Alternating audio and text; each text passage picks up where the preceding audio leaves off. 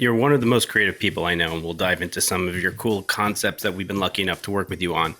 But I'm curious, how did you make your way to where you are? What was your start right after college? Yeah. So I actually started at Google in Austin, Texas, which is not, if you're bopping around the New York City campus or in Mountain View, you don't hear a lot of people say that. I started off as a salesperson cold calling for Google's Google Offers program, which for those of you that don't remember, that product started right around the time that people were getting hip to the long-term business prospects of Groupon. It was a great learning experience on how to learn how to sell, but also starting to understand just the business challenges of what it means to be either like a small business owner or now who I work with, like big brand marketers and everything, and learning all the pressures that they're facing. And I did that for about a year in Austin on that product. The product just didn't go quite as much as people thought it was going to, especially internally. But they repositioned it into more of a location-based strategy. So instead of relying on email lists for the deals, it actually relied on more like proximity to an existing deal that they were hoping to leverage a lot of the stuff we have with maps and things like that. That evolution took me to New York City for a year and then out to Mountain View for another 9 months. Before you even jumped into the world, the professional world, were you looking to get into sales? What was your sort of dream back, when you were still in school? I mean, my dream was to be a starting point guard for the New York Knicks. Nice. And so I played basketball in high school, and I played it. That's a fun fact. Yeah, I played at St. Edward's University in NCAA, which is NCAA Division II. So I was a good, not great college player. And going into my senior year, I had a lot of high hopes for not only my senior year, but also for my prospects of playing in Europe. But on the 7th day of practice, I actually fractured a bone in my wrist, and just that was the kind of bellwether for how that year went from both a personal and team perspective. So my senior year didn't go the way I wanted it to. And essentially it was like, if I was going to try to play anywhere after college, it would be a long haul to get to where it would be an actual career. So I decided that my senior night was going to be my last game. So with that, I started to think about what was my kind of going to be my path forward after school. And it was pretty evident to me that sales was the right path. So I majored in finance with the thinking that as a fallback, if I didn't make the league, but my thinking was that sales was always going to be my path. My memories of learning how to sell were actually at family garage sales growing up.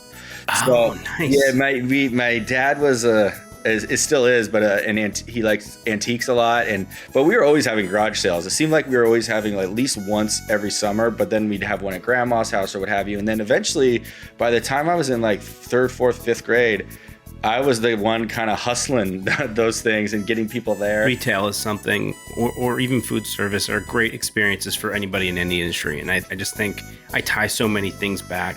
What were you? What did you? I worked in Circuit City. Oh, wow. So you had people whose stuff was breaking too and coming in and all that?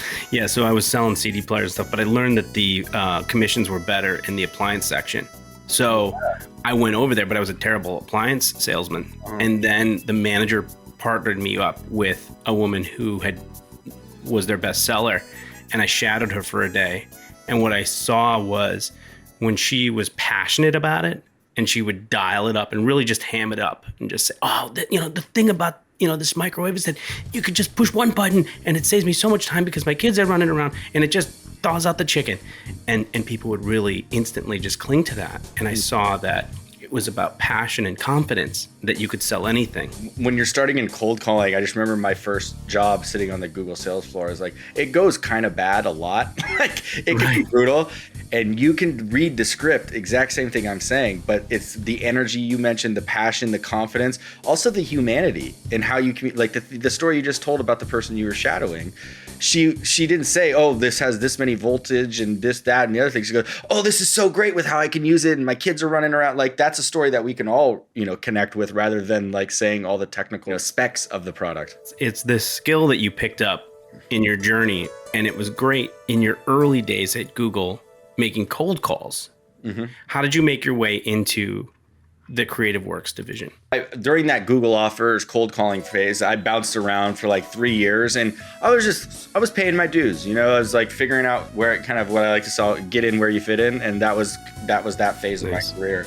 And then I moved into large client services back in New York, and I was an account manager, and I was on the team that supported the LVMH business. So for those of you who don't know, Louis Vuitton, Moet Hennessy. But as an account manager, the first year I spent just trying to stay above water, learning products, learning how to interact with people in this type of business. I've said for the longest time, the smartest people I've ever met in business are small business owners. And I maintain that they're just as smart as any other people that are working even at the biggest brands in the world.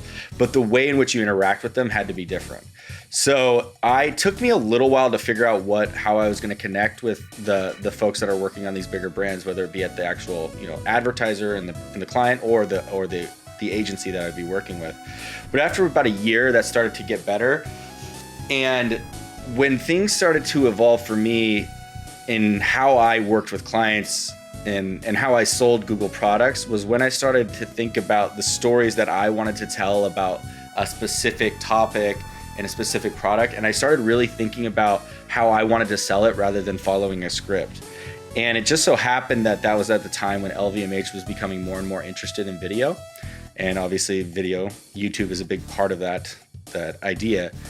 And I got an opportunity to start pitching directly to some of the clients and agencies, even as a pretty junior account manager, selling our YouTube product. Something about selling YouTube, but thinking about it less as a pitch and more of a story, that's when everything really started to click. It's amazing how things kind of work out. You seem to have found yourself in this perfect spot. Like I said earlier, you're one of the most creative people I know. You were not in a position to do deep creative work. You were on a sales track. Yeah. Well, and during those days, I was selling YouTube ad products. I wasn't talking about creative and strategy. Right. What I saw was interesting as I was in this account manager role, and this is really when I started looking for jobs like the one I eventually landed in, was I realized that getting them to adopt a format and test it once was great, but it didn't leave us much. It was hard to build from there, And when things started to unlock for me is when I started talking to them about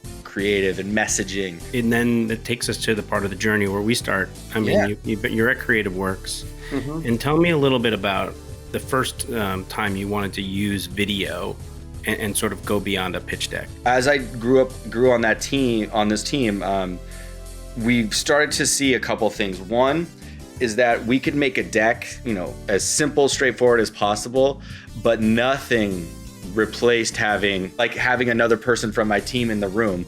But the problem with that is you can't talk to every single client, and there was no scale there, but we really saw that also, the deck just doesn't hit in the same exact way, right, even if another person's presenting it. Imagine Don Draper trying to pitch on a Zoom call. I'll take it. I'll take it. My creative mentor on the team, Kim Snow, we did a lot of meetings together with where we're kind of going back and forth, and we're like, there's nothing. This is why people are responding. It's not they like the research, but they love the energy and the back and forth.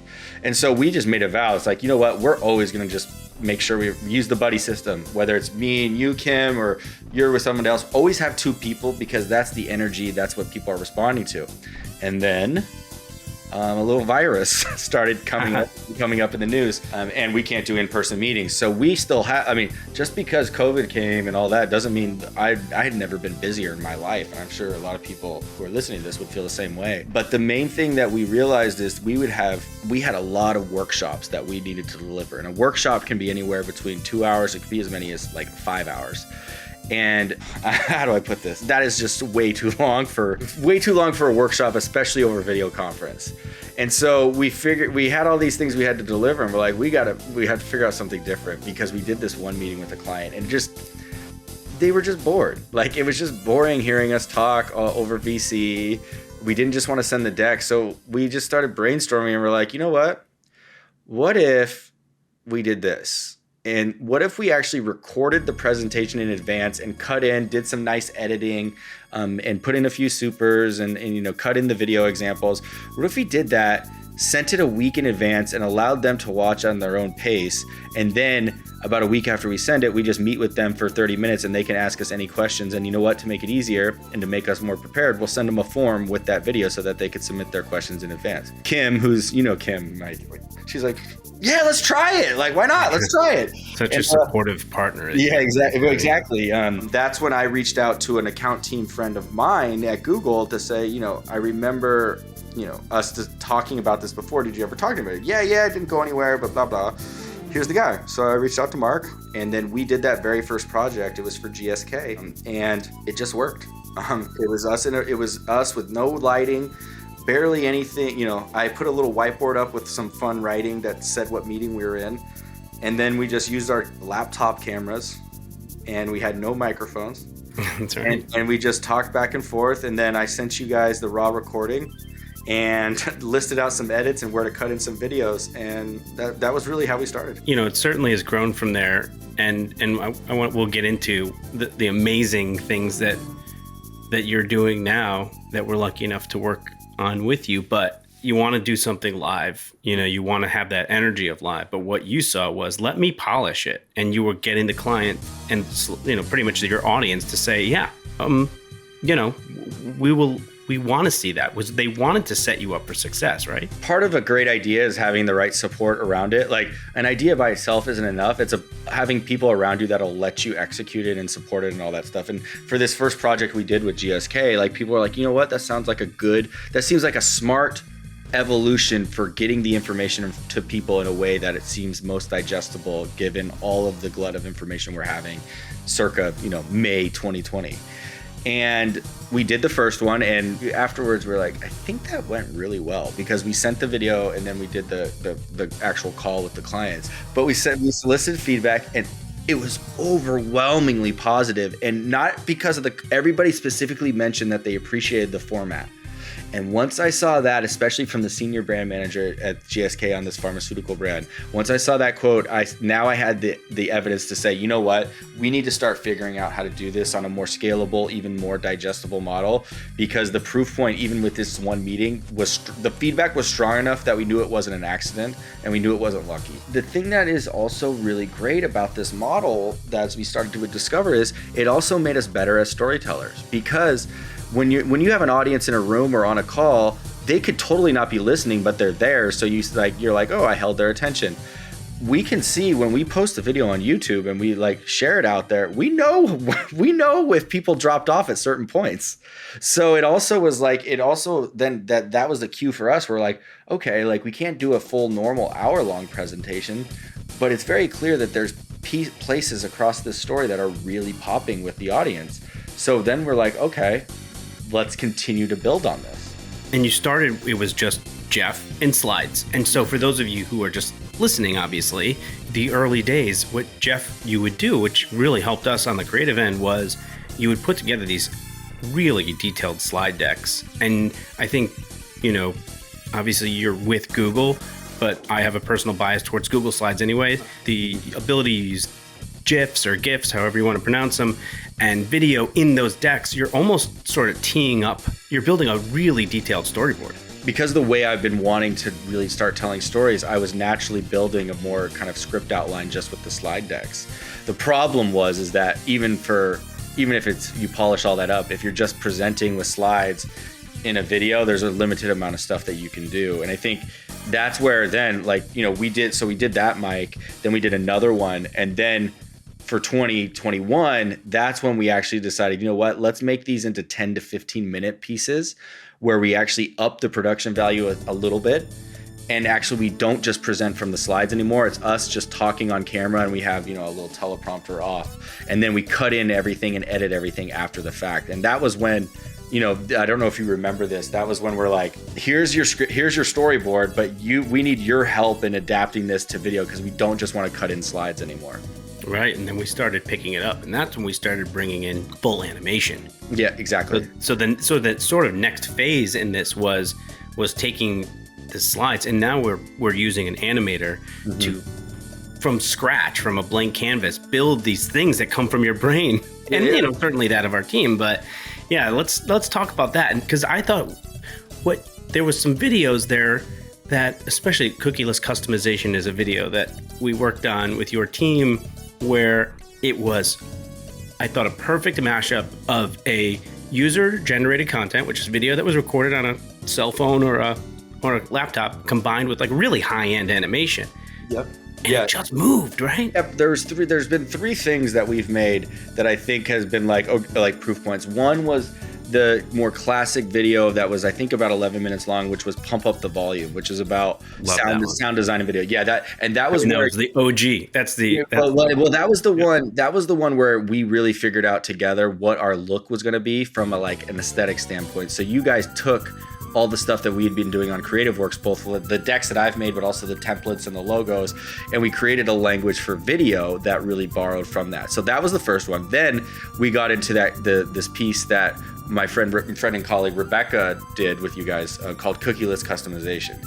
And that's when we brought in all the animation that you just mentioned, Mike.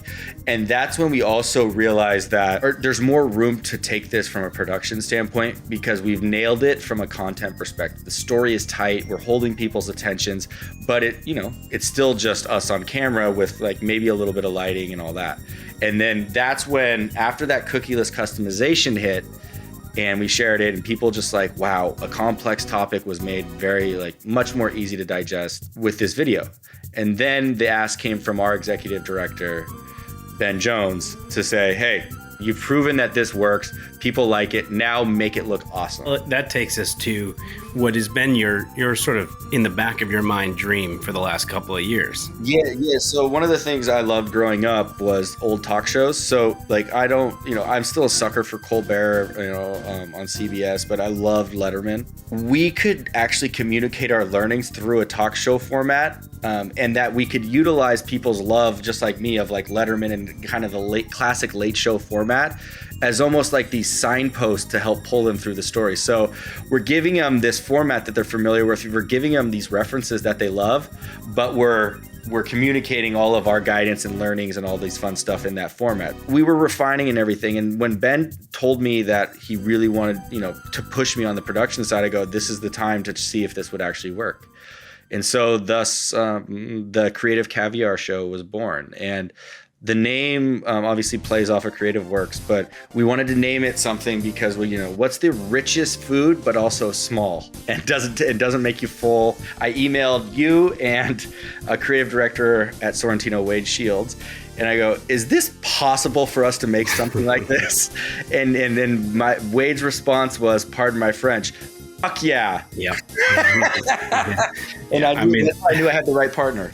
Yeah, right. I mean, it's so exciting when we're working on another installation of it now, and we have a storage room, and it's just filled with little tchotchkes, all these little things that Wade just buys toys now. He just buys little things for your shelves and set pieces and animation pieces for stop motion, and it's been amazing. And so walk us through, for those who haven't seen it, who want to know what it is a talk show format, but you're still telling the message. Yeah. I mean, unabashedly too. Yeah, we're not hiding it at all. We're saying the intro is, welcome to Creative Caviar, the show that serves up Google's richest creative insights, produced by Google's Creative Works team. It's very clear, we're not pitching you anything, but we're selling you our wares. And you're doing it also, you're using graphics and all of that, and just a different way, instead of just like we were doing earlier on, which was slides. You're now using the little cards that you hold up.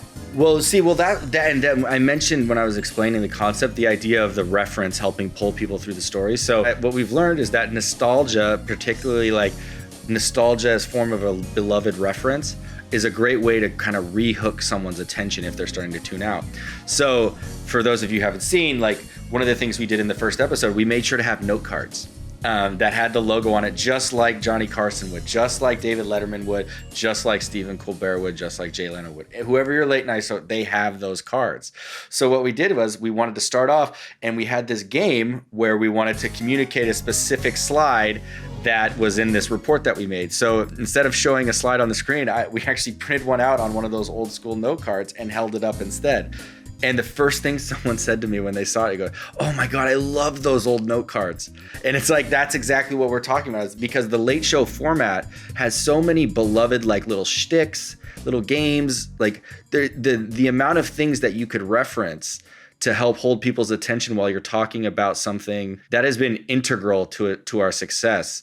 And like, that's where you guys have been so helpful, because, I don't know how to get this stuff made. How do you prep, for you, and how do you prep your fellow on-camera folks for these types of videos? But there's this word that we've been coming back to a lot, which is sincerity. But the definition of sincerity is, the absence of deceit or hypocrisy. The thing that I think has really worked with us, we're doing these unabashed, this homage to a specific thing, but you can tell that the people on screen absolutely love it, and they're not being anything but themselves when they're playing these roles. You mentioned this, that we're playing. Part of the thing is, I say to people when they go on camera, like, to really lean into exactly who you are and don't worry about playing to the camera. The other thing that I feel was important with this, there's so many like negative things that are happening in our lives, like when you look at the news and all that. And I honestly have felt that my interactions in a business perspective have followed suit in a way where there's less excitement. But what I've been wanting to do with these videos is like bring a little sweetness, and just like I always try to say something nice about the guests and everything like that. And like, is that something that the audience needs to know? No, but it feels nice. And I think like, I always want to make sure that like, even if you're not interested in advertising, if you watch, for 10 minutes, you're like, wow, that felt good. There was a good vibe to that little piece. Now, when I think about prepping and getting ready for it, I'll tell you this, and Ashley on your team and Wade can attest to this. The first episode was way underwritten. I didn't write a ton for myself. And what we found was that the person that was on camera for that first episode, she's like so smart, like, so she sounded great, but the long story of this was like, wow, we talked for way too long on this, and there was way too much kind of meandering to get to the topic. So after that first episode, it looked sick, everything turned out great, but the editing process was pretty arduous. And I remember multiple times talking to Ashley and be like, hey, like, I promise this will be easier next time. Ashley Bernola, our fantastic senior editor. Yeah, I mean, she is talented, man. But what I did for the second one, which was new, was I started with a blank piece of paper, and I pulled from a ton of different resources, but I built a real script outline from all those resources, and then built the entire script and wrote the actual words, every single word that I was planning on saying, that the guest was planning on saying. Spending more time in pre-production, in the writing phase and development, made the final product so much more crisp, and also made the production process so much easier. So, you can do so much in post these days that a lot of times you can clean up most everything, but the actual like human lift to do that is so much more difficult when you haven't put the time in leading up to production. Certainly everybody operates differently, but when we're talking about content like this, there's so much information, there's so much data, and you have to move it along so that it's not too long. You really do have to script. Oh, like well, crazy. And I work with a lot of freaking crazy geniuses who have a lot to say. So like, we got to protect ourselves from ourselves at times. So like with sometimes less is more. Yeah, good point. Well, absolutely. Yeah, you like we used to, when I was first starting in sales, the thing of overselling. You get the person to say yes, then you bring up 3 new features. Like, wait a second, I don't want that. You create an objection, and I think like particularly with people that are maybe not as client facing, having a rough set of beats that you want them to hit, I think is a really, also when you get to actually the shoot day, it just makes people feel more at ease, So for someone like Kim Snow or Ariane Laporte, who's been in a couple episodes, they've done a lot of time speaking in front of large audiences. They know the beats that they want to hit. But with people who are maybe getting in front of the camera for the first time, who also maybe haven't, talked to clients as much, just like let's lay out exactly the words that we want to say, and then you do the take once, you get off that rough kind of more nervous one, and then by the 3rd or 4th take, the teleprompter's off and you're just going off the cuff. So I think like there's also like you can adjust what how scripted it is based upon the how comfortable the person who's talking is.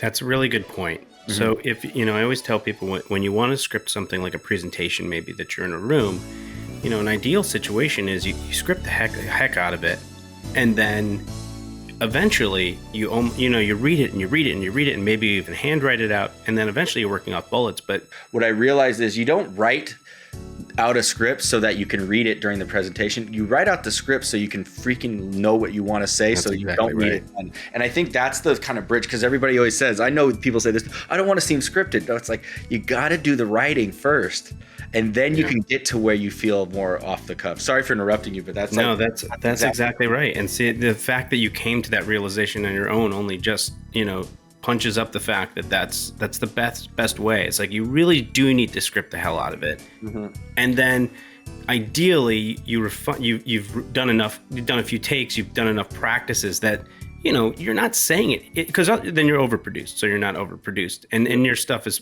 only becoming more and more natural every time. Yeah. I'm curious with this. So you've got a couple of these under your belt, you're getting some recognition. You've had some really great recognition, not only by your clients and your company, but industry recognition with these.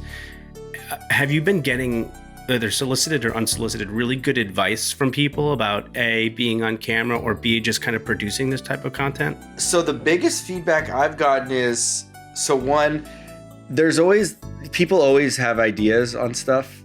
But what's been interesting, it's been less about how we're doing it. They have ideas for what we should talk about next.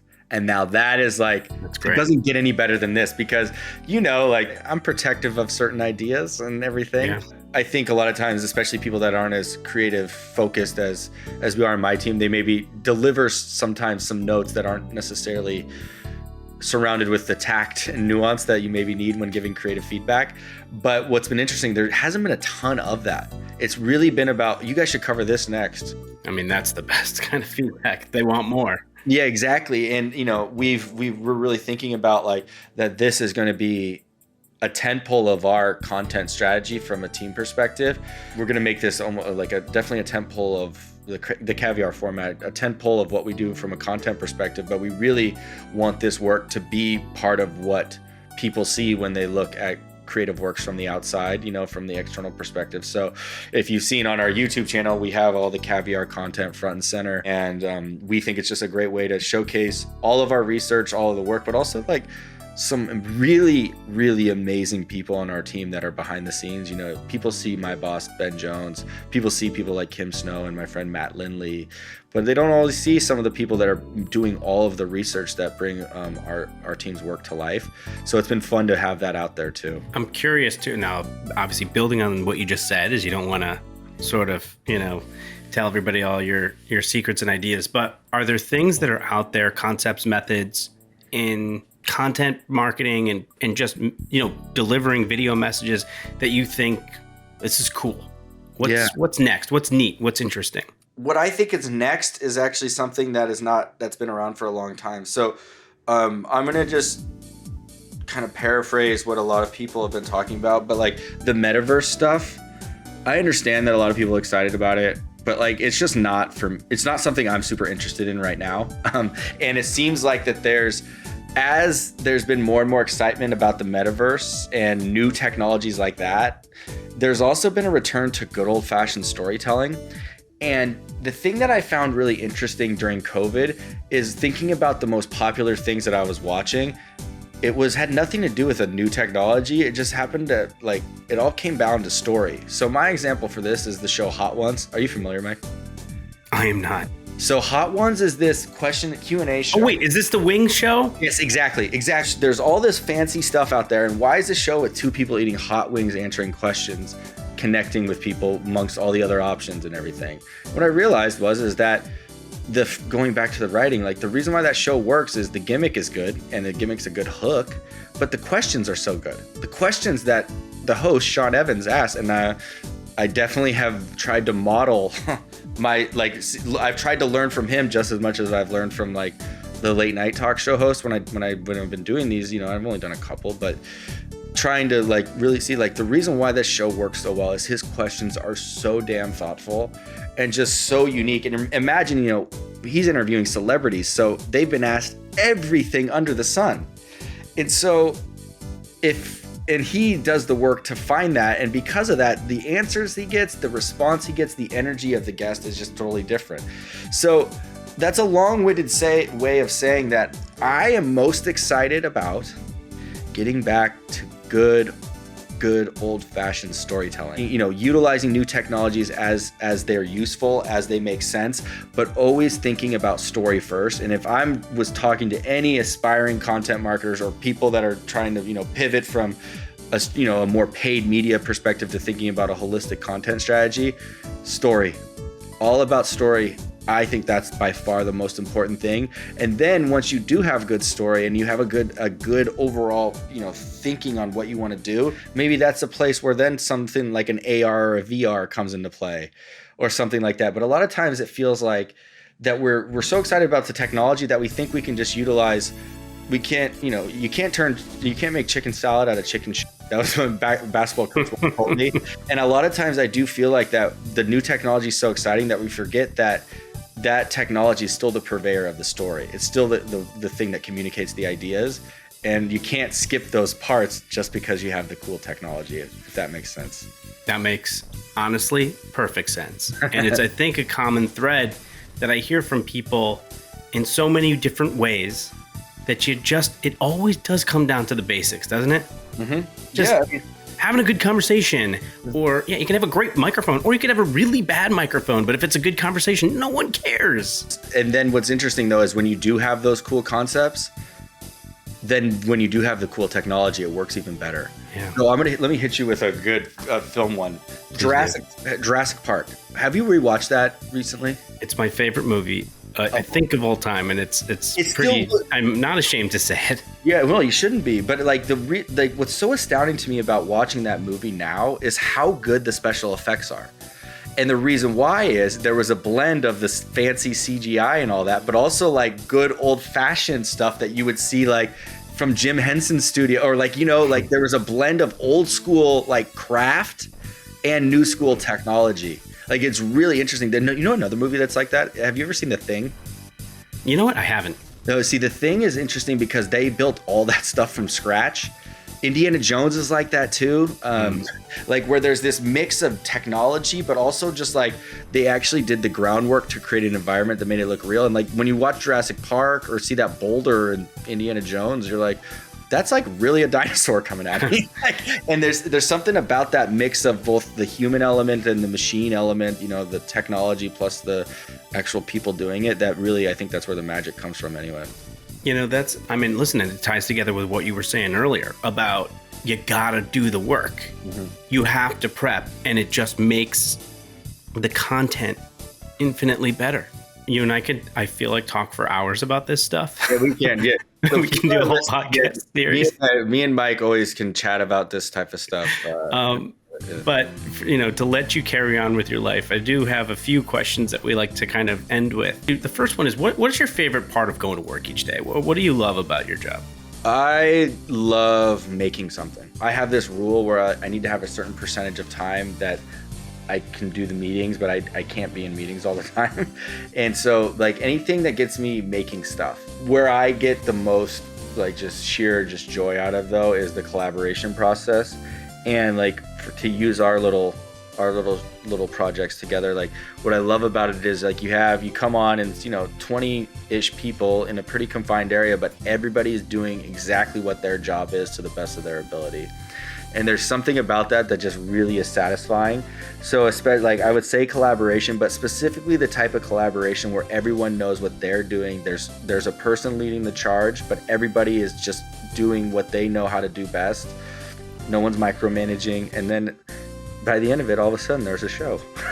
Yeah, it is pretty awesome. Yeah. If you could do one project without concern for budget or any limitations, what would be your dream project? Okay, so you know this about me. I'm a dreamer, but I'm a realistic dreamer. So basically, right now my mind is at how I can make this current format as good as possible. And my dream for 2023, let's say, is to evolve the format so that we could do almost a caviar on the street type thing. How we would do that, I have no clue yet.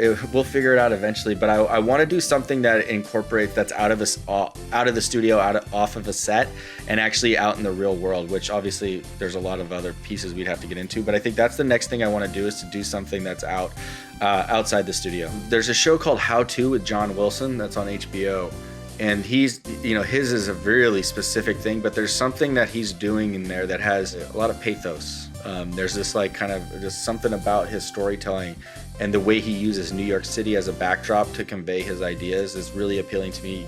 I love New York City. I've been here for 10 years. I don't plan on leaving. And it's like, if I could figure out a way to do that, I would be really excited. Well, I think you're doing it in many ways with a nostalgia and certain formats, but, talking about New York and all that. That's it. So, okay. For sure.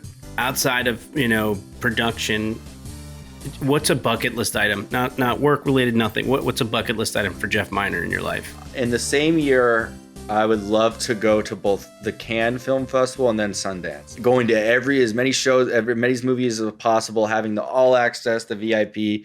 But I think that's something I'm going to do. So from a sports perspective, my big bucket list was going to the Final Four. I did that when a few years ago. And now I'm I really want to go to those two events to just soak up cinema and film, because I don't even know, as film evolves, who knows how those events will change. But that's my bucket list for, it's related to travel, but I think that's one I'm pointing towards. I mean, that's a pretty great bucket list. That's a good one, right? Yeah. I have a couple other events that I want to get to, but these are the two, because the dream is to be there with your own thing. Right. But a second, alternative is to be there to watch all this stuff. It's something about being at big events with people who all like the same. I would never go because it's not my thing. But you see why people like Comic-Con or whatever. Yeah. When I've been to the NCAA Final Four, you just have a ton of people standing around talking about hoops. And what better, if you love hoops, what better thing to be in? And I feel like Cannes and also Sundance would sort of be like that, but for movies. And they're huge. And there's so many things. My wife's gone Sundance a few times. Yeah, I'm a little jealous, but me and you will go. That's gonna make a project to get in there. The project could be Mike and Jeff go to Cannes. Nice. And then okay. I mean, I'm not gonna argue with that.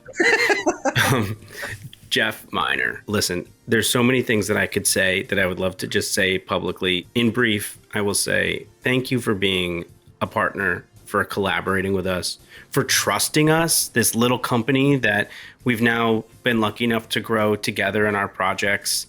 But you're a unique person. You're a unique soul in that you're a good dude. You have a lot of great ideas. Your empathy and authenticity and sincerity, to your point, I think has gotten that trust from your colleagues who then say, just roll with it, Jeff. That doesn't happen. And so we've been able to go and partner up with you on all these things. And I can't say enough thank you. And I'm so happy and elated to work with you. And I cannot wait to see what we do next together. I appreciate you, brother, man. This has been, it was kismet, that word, serendipitous, that when we met, because your company was, just getting started, but I was also just getting started in my own place. And I think we may have kind of found kindred spirits in each other with where we were at and how we were trying to grow in our careers. And the feeling is mutual, man. And also really to everybody at your company. We've really developed a nice working relationship and also just friendship between Sorrentino and the entire Creative Works family. Jeff Miner, Creative Caviar. To find it, anyone can go to youtube.com/Google Creative Works. Is that right? There it is. You nailed it. You can certainly just Google Creative Caviar. There it is. And we'll be putting links in this. And thanks so much for joining us and for being an awesome partner. I appreciate you, man.